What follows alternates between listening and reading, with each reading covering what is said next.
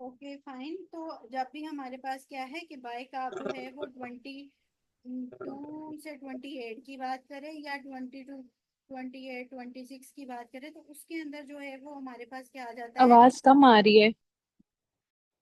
अच्छा, अभी ठीक है आवाज?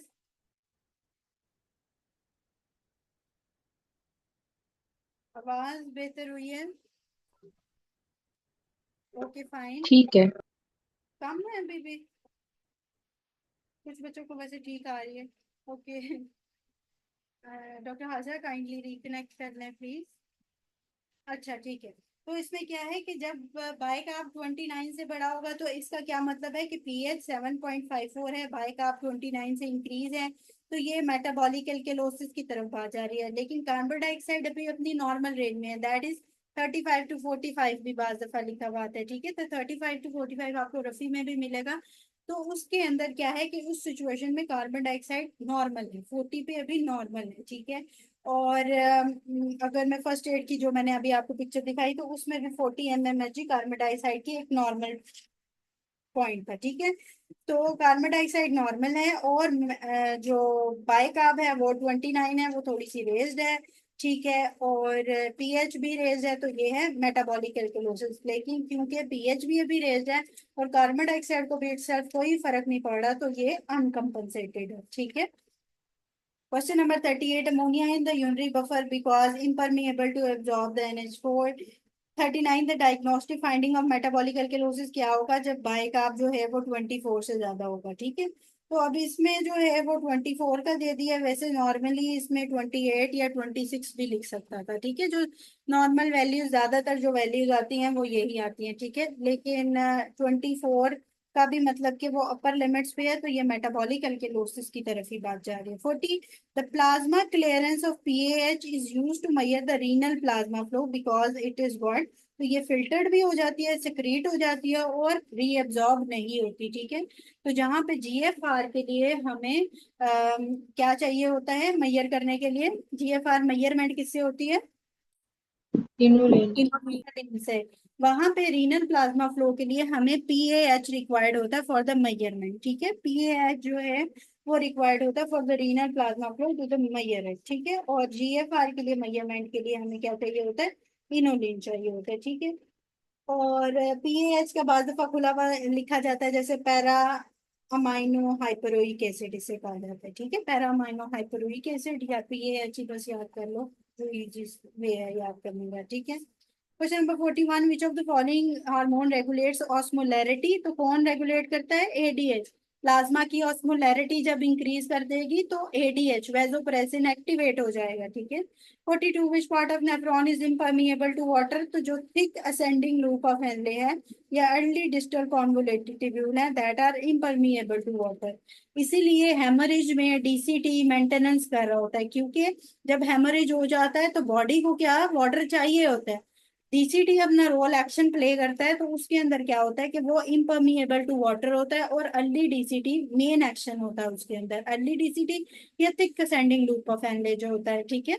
वो ये क्या करता है, वाटर को अंदर लेके नहीं आता। ठीक है। और हेमरेज के पेशेंट को बाहर प्लाज्मा में या वैसे वाटर की रिक्वायरमेंट भी हो रही होती है। ठीक है। ये जो है वो रीनल से एब्जॉर्प्शन नहीं कर पाता और ठीक है और डिफरेंट फंक्शंस में रोल प्ले नहीं कर पाता।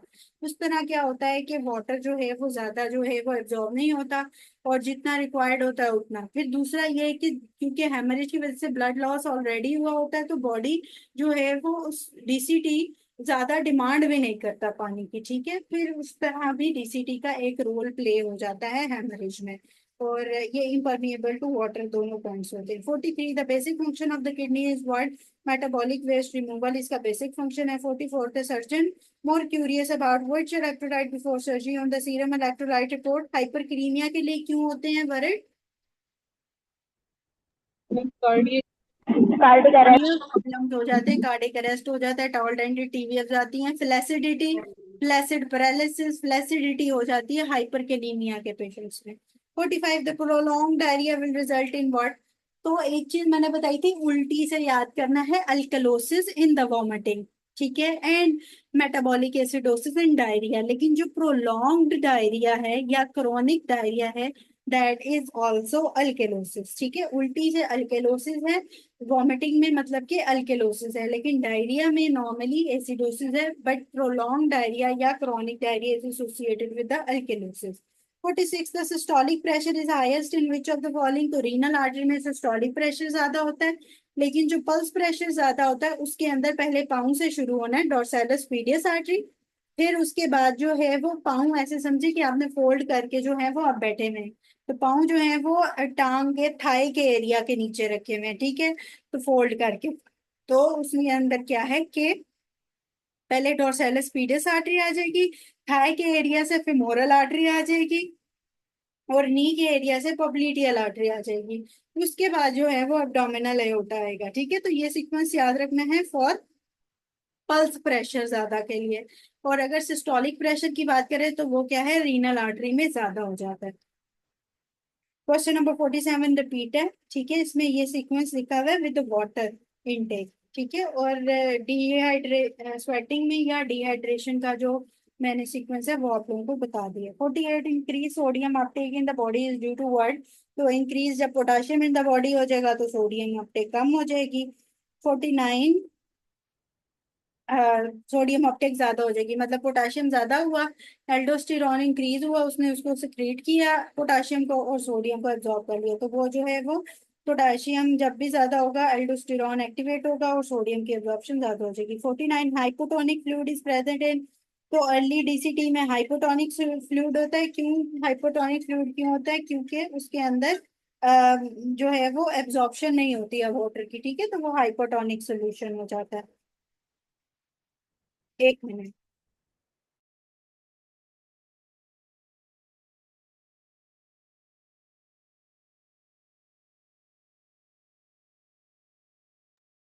अच्छा, फिर उसके अंदर क्या है कि 50 the man was taken to the high altitude after 10 days patient ABG sample taken which of the following condition। तो हाई एल्टीट्यूड में हमारे पास क्या होता है, रेस्पिरेटरी अल्केलोसिस होती है, ठीक है। हाई एल्टीट्यूड में मैंने आपको वो पिक्चर में भी दिखाया था, तो जो हाई एल्टीट्यूड सिचुएशन होती है उसमें हमारे पास रेस्पिरेटरी अल्केलोसिस होती है, जिसमें जो है वो कार्बन डाइऑक्साइड कम हमें मिल रही होती है, ठीक है, तो रेस्पिरेटरी अल्केलोसिस होती है। उसको कंपनसेट करने के लिए 10 दिन बाद मेटाबॉलिक एसिडोसिस आ जाएगी, ठीक है। तो जब भी हाई एल्टीट्यूड पे वो गया है और आफ्टर 10 डेज पेशेंट की एबीजी सैंपल लेना है, तो कंपनसेशन के लिए मेटाबॉलिक एसिडोसिस जो है वो एक्टिवेट हो जाएगी, ठीक है। तो ये दो चीजें याद रखनी है, जब भी वो हाई एल्टीट्यूड पे जाएगा तो कार्बन डाइऑक्साइड कम, रेस्पिरेटरी अल्केलोसिस, और उसके बाद जो है वो क्या हो जाएगा, उसको कंपनसेट करने के लिए मेटाबॉलिक एसिडोसिस एक्टिवेट हो जाएगी। 51 the thirst is increased by what. तो थर्स्ट किससे बढ़ती है? थर्स्ट में हमारे पास जो है वो एंजियोटेंसिन 2 भी आ जाता है और एडीएच भी आ जाता है, ठीक है। तो थर्स्ट के इंक्रीज के लिए एंजियोटेंसिन 2 और एडीएच दोनों इन्वॉल्व होते हैं, ठीक है। लेकिन अगर इंक्रीज इन एंजियोटेंसिन 2 लिखा हुआ है तो फिर हम उसकी तरफ जाएंगे, या इंक्रीज इन एडीएच लिखा हुआ है, ठीक है, एडीएच तो लिखा हुआ है इस ऑप्शन में सिंपल, लेकिन अगर इंक्रीज इन एडीएच लिखा हुआ था तो मैं उसको प्रेफर करती रादर देन इंक्रीज एंजियोटेंसिन 2, ठीक है। तो ये चीज याद। डॉक्टर सुनैना एडीएच या एल्डोस्टेरोन। नहीं, एडीएच है, एडीएच और एंजियोटेंसिन 2 है, ओके। ठीक है। तो आई थिंक ये दोनों है। एडीएच का रेगुलेशन के हाँ, साथ है शायद। सॉरी। मैम शायद एडीएच का रेगुलेशन के साथ है कि हाँ, थर्स्ट की एडीएच की रेगुलेशन। रेगुलेशन भी ज्यादा है और एंजियोटेंसिन 2 भी आपको पता है, क्योंकि वो सारे रेगुलेट कर रहा होता है ना, वो तो एडीएच को भी एक्टिवेट कर रहा होता है। एंजियोटेंसिन 2 का रोल प्ले देखा था ना रास में, जो मैंने आप लोगों को दिखाया है, तो उसके अंदर भी यही है कि एडीएच भी इटसेल्फ जो है वो एंजियोटेंसिन 2 भी इटसेल्फ, सॉरी, एडीएच को एक्टिवेट कर रहा होता है। तो एडीएच मेनली जो है वो पानी के साथ, थर्स्ट के साथ, जितना ज्यादा एडीएच उतनी थर्स्ट बढ़ेगी, ठीक है। एडीएच क्या करेगा, अंदर पानी लेके आना होगा, तो वो थर्स्ट बढ़ाएगा कि पानी आप खुद भी पियो यार, तो प्लाज्मा वॉल्यूम बढ़ाओ अपना, ठीक है। तो जब भी एडीएच इंक्रीज करेगा तो आपकी थर्स्ट जो है वो इंक्रीज करती जाएगी, that to maintain the plasma volume, increase करने के लिए प्लाज्मा वॉल्यूम को। और दूसरा एंजियोटेंसिन 2 भी बढ़ेगा, लेकिन अगर यहाँ पे इंक्रीज एडीएच लिखा हुआ होता तो मैं उसको प्रेफर करती रादर देन इंक्रीज एंजियोटेंसिन 2, ठीक है। इसी तरह डिक्रीज फॉर्म में अगर मैं बात करूंगी तो डिक्रीज एडीएच से डिक्रीज थर्स्ट हो जाएगी, या जो है वो बीपी अगर ज्यादा है या ऑलरेडी ब्लड में वॉल्यूम ज्यादा है तो फिर थर्स्ट जो है वो कम हो जाएगी, ठीक है। 52 to calculate plasma osmolality, sodium concentration is multiplied with 2 because of anions, ठीक है। तो 53 को ऐसे ही रख लें, ठीक है। 53 which condition leads to hypokalemia, तो जब भी पीएच बढ़ती है तो हाइपोकेलीमिया हो जाता है, ठीक है। और इसके आगे एक एमसीक्यूज भी आएगा कि हाइपर केलीमिया फिर एसोसिएट किसके साथ होता है, और हाइपर केलीमिया जब पीएच बढ़ती है तो हाइपोकेलीमिया हो जाता है, इसीलिए हाइपोकेलीमिया अल्कलोसिस के साथ एसोसिएटेड होता है, ठीक है। और जब पीएच कम होती है तो हाइपर केलीमिया हो जाता है, ठीक है। ये दोनों ऑपोजिट हैं एक दूसरे के। जब पीएच बढ़ जाएगी तो इसका क्या मतलब, हाइड्रोजन आयन कम हो जाएंगे, पीएच बढ़ने की वजह से हाइड्रोजन आयन कम हो जाएंगे और हाइपर कैलीमिया हो जाएगा, पोटाशियम ज्यादा हो जाएगा, ठीक है। तो जब पोटाशियम ज्यादा होगा that is the acidosis hyper kalaemia में। और हाइपोकेलीमिया के अंदर हमारे पास क्या आ जाता है, हाइपोकेलीमिया में हमारे पास आ जाता है अल्केलोसिस, ठीक है। तो ये फिनोमेना होता है with hydrogen ion and potassium. 54 the fluid of choice for the third space fluid, ये मैंने आपको पहले कराया था, Ringer lactate. 56 the best indicator for dialysis creatinine clearance. 57 the patient with carbon dioxide 44 है, ठीक है। पीएच 7.3 है, ठीक है। लोअर लिमिट्स पे है, बाइक आप 16 पे आया हुआ है, तो इसका क्या मतलब है कि कार्बन डाइऑक्साइड तकरीबन 35 to 45 नॉर्मल लिमिट्स में है, बाइक आप गिरी हुई है, और एसिडोसिस है, तो मेटाबॉलिक एसिडोसिस में बाइक आप गिरी हुई होती है और पीएच भी गिरी हुई है, और ये भी अनकम्पनसेटेड है क्योंकि कार्बन डाइऑक्साइड तो गिरी नहीं रही है, वो नॉर्मल है। 58 which of the following decrease the arterial oxygen saturation without decreasing the arterial oxygen tension, तो कार्बन मोनोऑक्साइड पॉइजनिंग जो है वो सैचुरेशन को कम कर देता है, टेंशन को डिक्रीज नहीं होने देता, ठीक है। एसपीओ2 सैचुरेशन जो है वो डिक्रीज कर देता है, टेंशन नॉर्मल रहती है। 59 which one decreases the plasma osmolarity, तो आपको पता है एडीएच या वेजोप्रेसिन प्लाज्मा ऑस्मोलैरिटी को मेंटेन करता है। 60 erythropoiesis is stimulated by what, तो ये हमने हीमाटोलॉजी में भी किया था कि एरिथ्रोपोइसिस जो है वो एरिथ्रोपोइटिन स्टिमुलेट करता है, और एरिथ्रोपोइटिन जो है वो स्टिमुलेट होता है हाइपोक्सिया से, ठीक है। तो हाइपोक्सिया की कंडीशन में एरिथ्रोपोइटिन स्टिमुलेट होता है जो erythropoiesis formation of the RBCs को करता है, ठीक है। फॉर्मेशन जो है वो दैट इज द एरिथ्रोपोइसिस, और उसको कौन करता है, एरिथ्रोपोइटिन, और एरिथ्रोपोइटिन को क्या करता है, हाइपोक्सिया स्टिमुलेट करता है, ठीक है। और इसके अलावा जो एरिथ्रोपोइटिन के सेल्स हैं वो कौन से सेल्स हैं, पेरिट्यूबुलर सेल्स। पेरिट्यूबुलर जो सेल्स हैं वो एरिथ्रोपोइटिन को रिलीज करते हैं फ्रॉम द किडनी, ठीक है।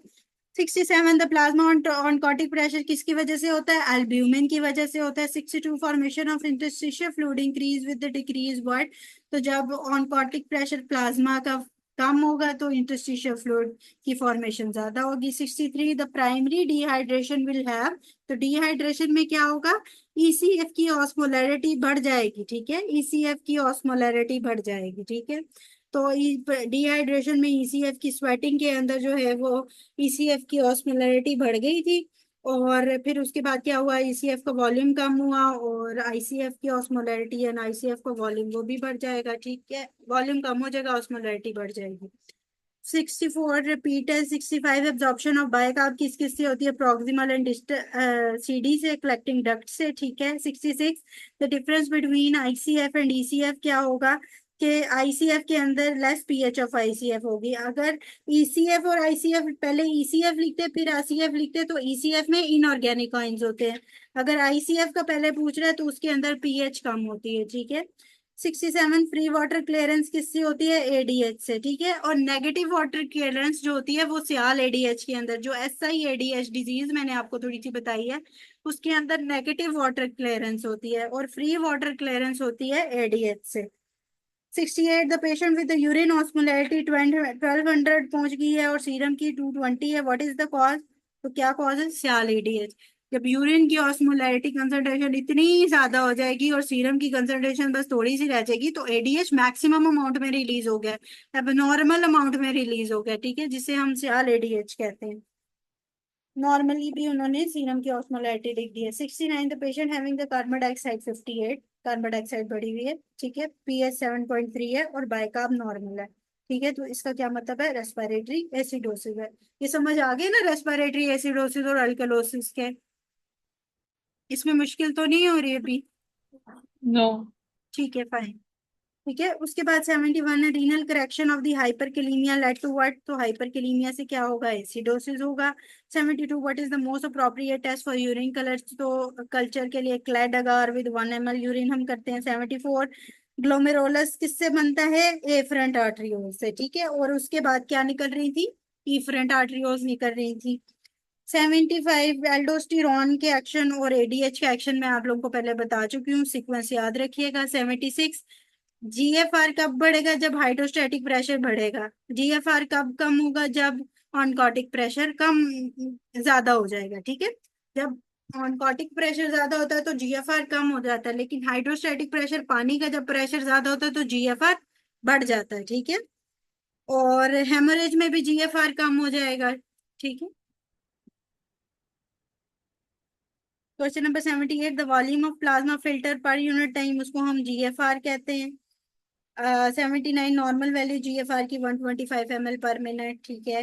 780 एंजियोटेंसिन 2 शॉर्टेस्ट सेक्शन क्या होता है? वेजो कंस्ट्रिक्टर होता है। आर्ट्रियोलर वेजो कंस्ट्रिक्शन इसका शॉर्टेस्ट सेक्शन होता है, फटाफट ये एक्शन करता है। एडीएच भी करता है वेजो कंस्ट्रिक्शन। ठीक है, एडीएच से भी याद रखना है, एडीएच की असल में दो पार्ट्स होते हैं, वी1 भी होता है, वी2 भी होता है। वी2 तो मैंने आपको बहुत दफा बता दिया। ठीक है, और उसका जो वी1 पार्ट आ रहा होता है वो भी जो है ना, वो हमारे पास वेजो कंस्ट्रिक्शन के अंदर रोल प्ले कर रही होती है। ठीक है, मेनली उसके अंदर जो उसका वी1 पार्ट हो रहा होता है। ठीक है, वो वेजो प्रेशर के पे एक्ट कर रही होती है। और वी2 जो है वो एक्वापोरेंस के पे एक्ट कर रही होती है, तो वो उसके अंदर जो है वो वॉल्यूम मेंटेनेंस के लिए एक्ट कर रही होती है। मोस्ट पोटेंट वेजो कंस्ट्रिक्टर बाज दफा लिखा आता है, तो वो फिर एडीएच के साथ हम उसको करते हैं। मोस्ट पोटेंट में बाज दफा एमसीक्यू जो आता है तो। ठीक है, वेस्कुलर वेजोकंस्ट्रिक्शन जो मेनली हो रही होती है वो एडीएच से हो रही होती है। ठीक है, लेकिन एंजियोटेंसिन 2 का इनिशियल इफेक्ट होता है कि वो सिर्फ वेजोकंस्ट्रिक्शन इनिशियली करता है। ठीक है, एंजियोटेंसिन 2। और एडीएच इटसेल्फ उसके नाम में वेजोप्रेसर है, तो वो वेजोकंस्ट्रिक्टर भी है, वी1 जो उसकी टाइप होती है। ठीक है, जो वी2 डॉक्टर शलाला, रफी में तो पोटेंट वेसो कंस्ट्रक्टर जो है वो एंजियोटेंशन 2 लिखा हुआ है। अच्छा, लेकिन जो मैम मोस्ट पोटेंट एंजियोटेंसिन 2 ही है ना, क्योंकि वो फौरन से करवा देता है, उसका इमीडिएट एक्शन। अच्छा, उसका फर्स्ट एक्शन होता है, इसलिए आप लोग कह रहे हैं कि वो पोटेंट है। मैम इसमें अक्सर ये एमसीक्यू आता है कि शॉर्ट टर्म रेगुलेशन हो गई, या अगर पोटेंट वेजो कंस्ट्रिक्शन है तो वो एंजियोटेंसिन 2 करवाता है, और हाँ जो लॉन्ग टर्म कंट्रोल है थर्स्ट का वो फिर एडीएच करवाता है। हाँ, मतलब तो जहां तक ठीक है ना, क्योंकि मुझे टेंसिंग का शॉर्टेस्ट एक्शन, फटाफट एक्शन जो है वो आर्टेरियल वेसोकंस्ट्रिक्शन है। अच्छा, इसमें दो चीजें भी आ जाती हैं, एक आर्टेरियल वेसोकंस्ट्रिक्शन और वेस्कुलर के साथ भी बात दफा आ जाता है। अगर तो मैं आर्टेरियल वेसोकंस्ट्रिक्शन की बात करूँ तो हाँ, तो फिर वो तो एंजियोटेंसिन 2 ही होता है, आर्टेरियल। ठीक है, जो वेस्कुलर वेसोकंस्ट्रिक्टर हमारे पास आ जाता है उसके अंदर हम एडीएच लिखते हैं। ठीक है, पोटेंट वाला एक दफा एमसीक्यूज में आप लोगों को देख के फिर भी बताऊंगी। ठीक है, क्योंकि अर्ली इफेक्ट एंजियोटेंसिन 2 का यही होता है कि उसके अंदर जो है वो ही कर रहा होता है वेजो कंस्ट्रिक्शन। और अगर arterial vasoconstriction potent most potent पूछे तो उसके अंदर यही है कि वो एंजियोटेंसिन 2 ही होता है। ठीक है, लेकिन अगर मैं वेस्कुलर वेजो कंस्ट्रिक्शन की बात करूँ तो उसके अंदर जो है वो मेनली बात आ जाती है एडीएच की, क्योंकि उसका वी1 का एक्शन ही यही है, क्योंकि वो वेजल्स पे एक्ट करके तो कर रहा होता है। ठीक है, अच्छा, क्वेश्चन नंबर किस पे थे हम? 81। 81। ओके, 81 जो है उसके अंदर regarding distal distal convoluted tubule क्या है कि कॉन्फर्स करता है फाइनल कंपोजिशन ऑफ यूरिन को। ठीक है, 82 the by increasing specific gravity of urine which function is test, तो इसके अंदर कंसंट्रेशन हम चेक करते हैं स्पेसिफिक ग्रेविटी से। 83 है young patient presented with high glucose small breathing, DK की कंडीशन है, डीके में याद रखें बाय कार्ब को हम चेक करते हैं, बाय कार्ब कम हुआ होता है। ठीक है, 84 what changes are seen in a patient who is given 1 litre of normal saline, जब हम उसको देंगे तो उसका क्या होगा? यूरिन की ऑस्मोलैरिटी जाहिर है कम हो जाएगी, और जो है वो डाइल्यूटेड यूरिन उसको आएगा। ठीक है, 85 86 repeat 87 sodium levels in the body are regulated by the Aldosterone. तो electrolyte level, water and electrolyte is maintained by the aldosterone. aldosterone. 89. The minimum amount of urine should be excreted per day to cause the waste is what? 500 ml minimum amount होती है urine की. 90. The lymph flow is decreased by increase of what? तो oncotic pressure जिधर भी ज्यादा हो जाएगा lymph flow भी कम हो जाएगा और लिम्फ फ्लो हेमरेज की कंडीशन में भी कम हो जाएगा. ठीक है. तो लिम्फ फ्लो के लिए जो है वो डिक्रीज लिम्फेटिक जो होता है flow that is due to the haemorrhage और व्हाट इंक्रीज ऑनकोटिक प्रेशर. ठीक है. 91. In chronic respiratory acidosis what is normal. तो क्रॉनिक रेस्पिरेटरी एसिडोसिस में पीएच ऑफ द प्लाज्मा जो है वो नॉर्मल कंडीशन में चली जाएगी. ठीक है. रीनल कंपनसेशन होगी उससे क्या होगा आर्टीरियल पीएच इंक्रीज होगी टुवर्ड नॉर्मल और फिर वो कंपनसेशन की तरफ चली जाएगी. 92. यूरिटरी ऑब्स्ट्रक्शन से क्या होगा जीएफआर कम हो जाएगा. 94. एंजियोटेंसिन 1 कन्वर्जन किसमें होती है लंग्स के अंदर और इसको एक्टिवेट कौन करता है एंजियोटेंसिन की को कन्वर्टिंग एंजाइम. कौन सा कन्वर्टिंग एंजियोटेंसिन कन्वर्टिंग एंजाइम किससे रिलीज होता एंजियोटेंसिन कर. है तो क्या रिलीज होगा फ्रॉम द रीनल सिस्टम जो एंजियोटेंसिन कन्वर्टिंग एंजाइम से जो है वो इसको आगे फर्दर करेगा रेनिन रेनिन. रेनिन एक्टिवेशन होगी. ठीक है. रेनिन एक्टिवेशन होगी जो उसके आगे फर्दर उसको सारा फेनोमेना चलाएगी. ठीक है.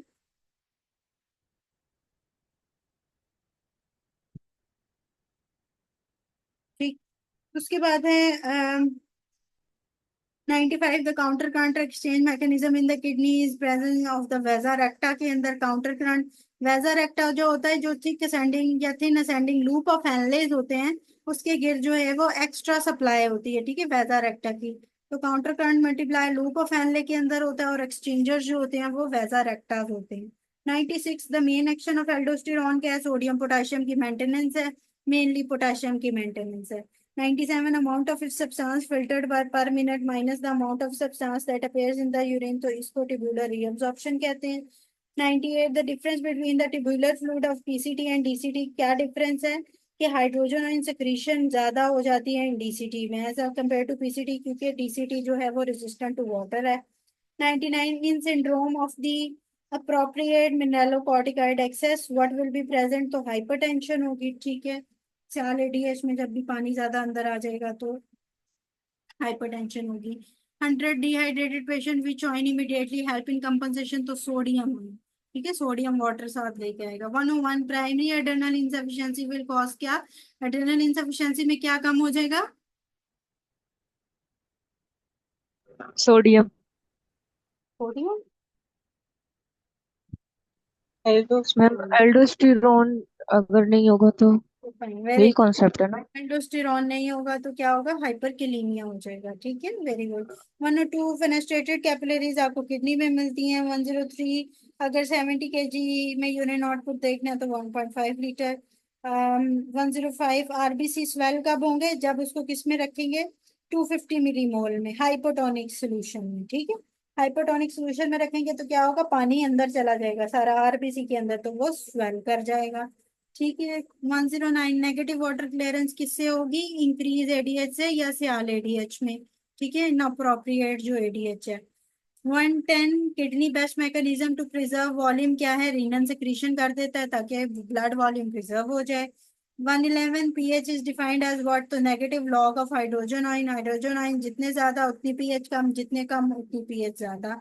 112. In metabolic acid how is renal compensation done तो कैसे होती है ग्लूटामिन सेक्रीशन ज्यादा हो जाती है मेटाबॉलिक एसिडोसिस के अंदर. ठीक है.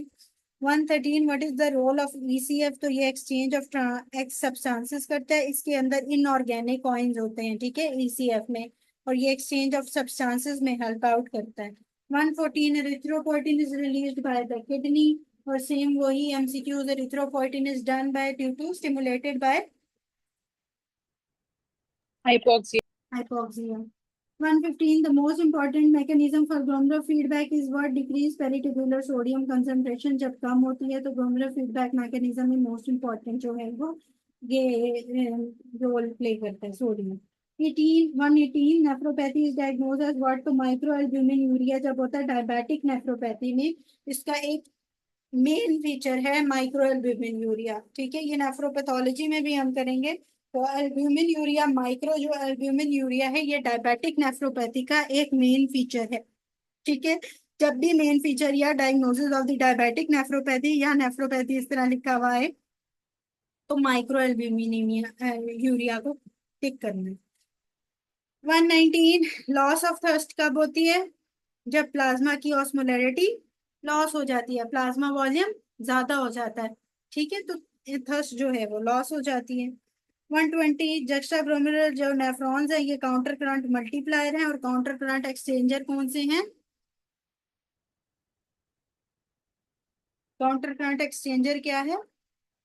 जो वाजा रखता। वाजारेक्टम, ठीक है। Question number 122, urine specific gravity indicate concentration, ये रिपीट है, ठीक है। 124, regarding DCT which of the following is correct. तो डीसीटी के अंदर क्या होता है कि इसके ऊपर थायराइड डायरेटिक एक्ट करते हैं, ठीक है। जो अर्ली डीसीटी है मेनली उस पर थायराइड डायरेटिक एक्ट कर रहे होते हैं, ठीक है। 125,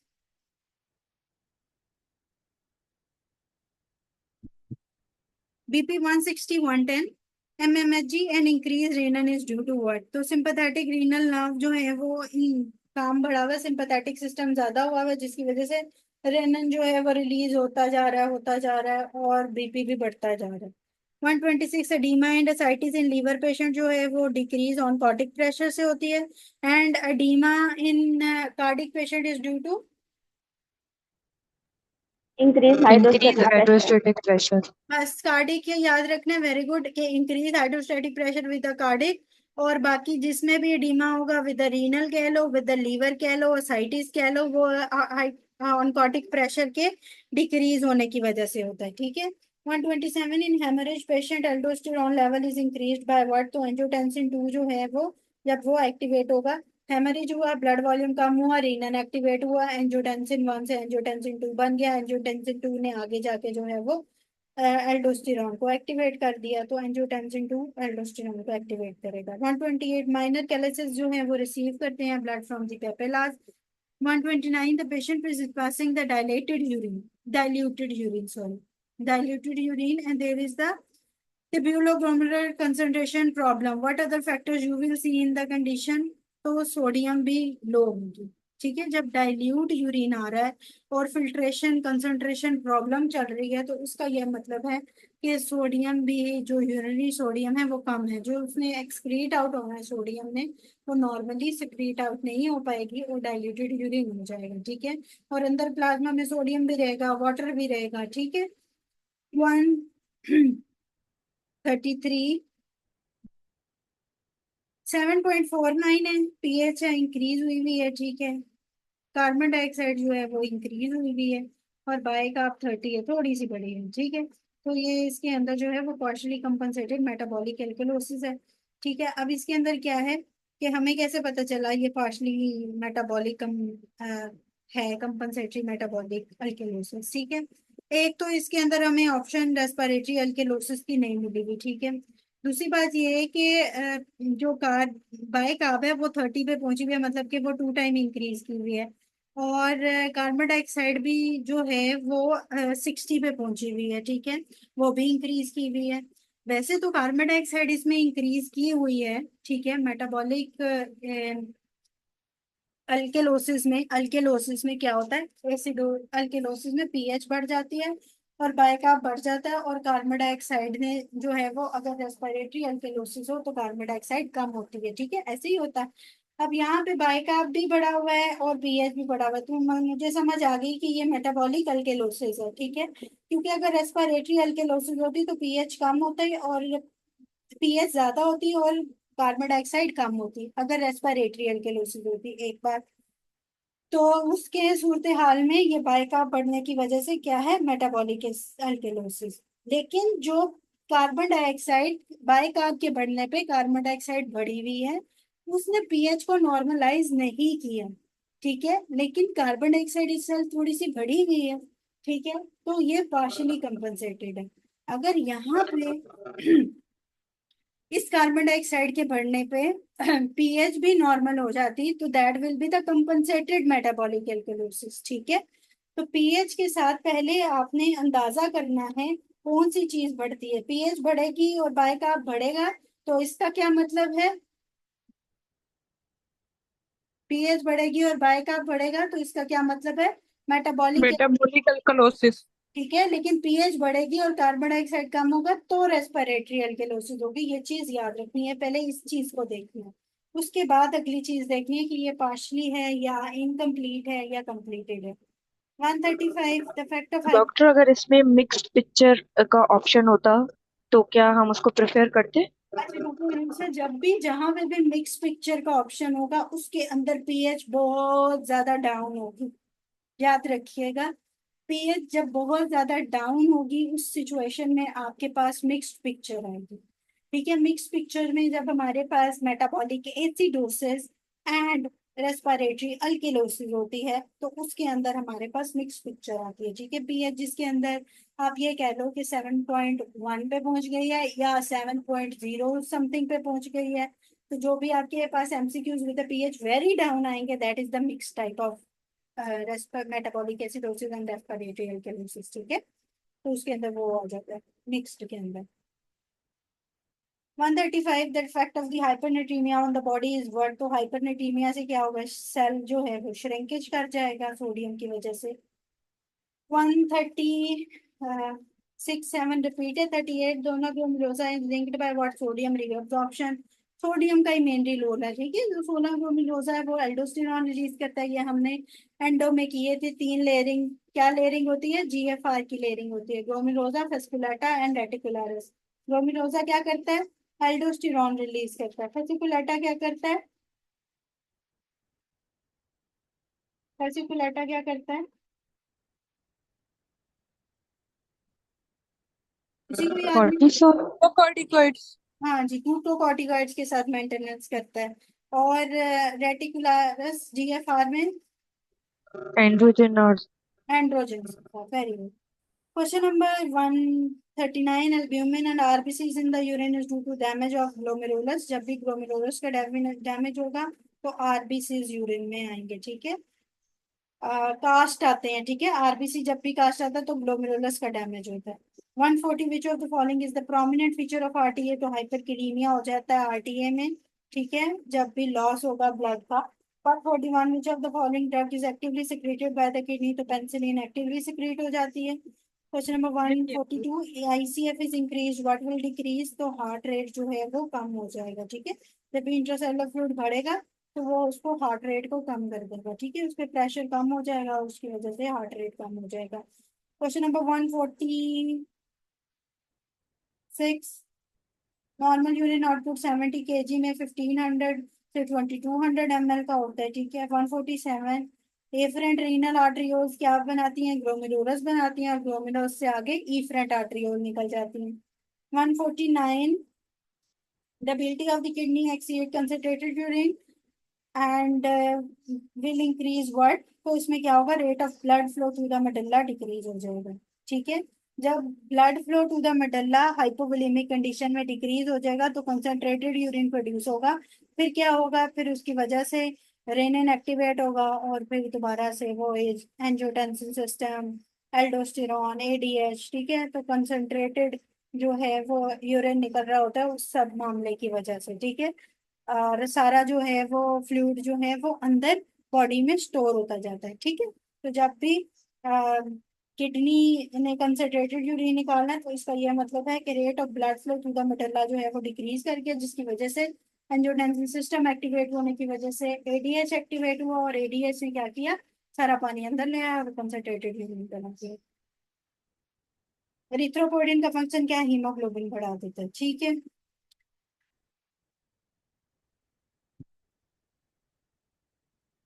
ठीक है। अब आप लोगों के जो एमसीक्यूज हैं they are like 400 400 only 380 something MCQs हैं। सेकेंड एडिशन में कितने एमसीक्यूज हैं?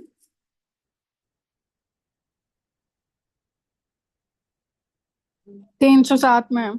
360। ठीक है, मैंने 150 ऑलमोस्ट आप लोगों को करा दिए हैं हाफ एमसीक्यूज। आगे भी यही अब चीज ये अब बार बार रिपीट होती जा रही हैं चीजें। ठीक है, तो जो मैंने मेजर जो आपको चीज थी वो मैंने उसमें करा दी है। आगे जितने भी एमसीक्यूज आएंगे उसके अंदर यही जीएफआर के साथ एसोसिएशन, ठीक है, और थर्ड एडिशन में 386 है, ठीक है। या फिर एसोसिएशन विद पीएच के साथ एसोसिएशन, ठीक है, तो उसके अंदर जो है वो एक्शन पोटेंशियल की स्लोप्स जो हम पहले डिस्कस कर चुके हैं, वो जो है वो बार बार यही एमसीक्यूज जो है वो रिपीट होते जाएंगे। तो काइंडली ये जो अब एमसीक्यूज हैं बाकी के वो आप लोगों ने खुद करने हैं, ठीक है, और आप लोगों को टाइम भी मिल जाएगा। जितने भी आगे एमसीक्यूज हैं मैंने जितने देखे हैं उसके मुताबिक सारे आधे से ज्यादा जो है वो रिपीट है, ठीक है। तो वो अब आपको इजी होगा आगे करने में, ठीक है, कॉन्सेप्ट समझने वाली बात है। मुझे बस इतना बताएं कि आप लोगों को समझ आ गई है इस बात की, कोई चीज पूछने वाली है?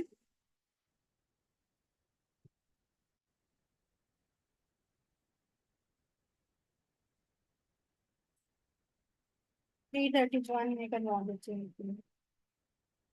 A patient ABG is 7.37, ठीक है, कार्बन डाइऑक्साइड 50 है, बाइकार्ब 30 है, what is the suitable interpretation? तो इसके अंदर जो अगर मैं बोलूं कि पीएच 7.37 है तो तकरीबन पीएच जो है वो लोअर लिमिट्स पे जा रही है, ठीक है।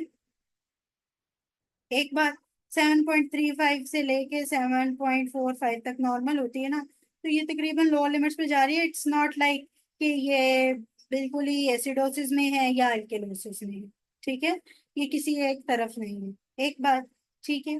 दूसरा, कार्बन डाइऑक्साइड जो है वो बढ़ा हुआ, ठीक है, जब ये लोअर लिमिट्स पे जा रही है और कार्बन डाइऑक्साइड बढ़ा है तो क्या है कि ये रेस्पिरेटरी एसिडोसिस भी कह रहा है, लेकिन बाइकार्ब भी बढ़ा हुआ है तो ये मेटाबॉलिक अल्केलोसिस को भी कह रहा है, ठीक है। कुछ एमसीक्यूज में तो ऐसे ही आएगा जिसमें पीएच बहुत ज्यादा कम होगी, लेकिन इस एमसीक्यूज में पीएच तकरीबन नॉर्मल है, ठीक है। तो इसमें मतलब कि दोनों सिस्टम एक्टिवेट हुए हुए हैं, ठीक है, पीएच को नॉर्मल रखा हुआ है, ठीक है। तो अगर मैं सिर्फ बात करूं पीएच कम हो रही है और बाइकार्ब बढ़ रही या कार्बन डाइऑक्साइड बढ़ रही है तो रेस्पिरेटरी एसिडोसिस की ऑप्शन भी गिवन नहीं है, ठीक है, जो कि होनी चाहिए, ठीक है।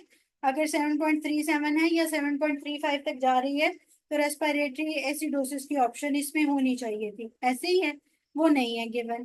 फिर अगर मैं इसमें बात करूं कि दूसरी तो सिचुएशन मेटाबॉलिक एसिडोसिस की तो बनती नहीं है क्योंकि बाय का बढ़ है, ठीक है। तो दूसरी सिचुएशन बनती है मेटाबॉलिक अल्केलोसिस की, जिसके अंदर अगर पीएच बढ़ा हुआ होता तो बाय का बढ़ा होता तो मैं मेटाबॉलिक अल्केलोसिस की बात करती, ठीक है। तो हाँ, अगर पार्शली कंपनसेटेड रेस्पिरेटरी आपके पास एसिडोसिस आए तो हाँ उसकी तरफ जा सकते हैं, पार्शली नहीं बिल्कुल कंपनसेटेड, क्योंकि ये पीएच तो नॉर्मल रेंज में है ना, ठीक है। अगर कंपनसेटेड रेस्पिरेटरी एसिडोसिस की ऑप्शन होती तो उसकी तरफ हम चले जाते, ठीक है, कंपनसेटेड है ये, जिसमें कार्बन डाइऑक्साइड बढ़ा, ठीक है, एसिडोसिस की तरफ बात जा रही थी, कंपनसेशन होगी, कार्बन डाइऑक्साइड बढ़ा हुआ था, ठीक है, तो बाइक आप भी बढ़ गया तो ये कंपनसेटेड है। हाँ, कल हम पैथो करेंगे इंशाल्लाह, ठीक है। ये चीजें दोबारा पैथो में रिपीट होंगी अभी, तो इसलिए फिक्र नहीं करनी कोई भी चीज की, लेकिन एमसीक्यूज आप लोगों ने पढ़ने हैं, ठीक है। और कल अगर कोई क्वेश्चन हुआ तो पहले हम 5-10 मिनट वो डिस्कस कर लेंगे और उसके बाद हम कंटिन्यू करेंगे, ठीक है। फिजियो की क्लास आज लीजिएगा, ठीक है, ओके फाइन। वो थर्ड एडिशन की मैंने बुक शेयर कर दी थी ना, तो उधर से बाकी देख लीजिएगा, ठीक है, अच्छा। और फिजियो की क्लास लाजमी लीजिएगा, ये जो मैंने सारे फिनोमेनाज और जो जो कंपनसेशन का बताया ये फिजियो में भी आप पढ़ेंगे, फिर उसके बाद जब रफी में पढ़ोगे तो ये आपका रिफाइन हो जाएगा, ठीक है, ओके, ठीक है, अल्लाह हाफिज। अल्लाह हाफिज। अल्लाह हाफिज। अल्लाह हाफिज।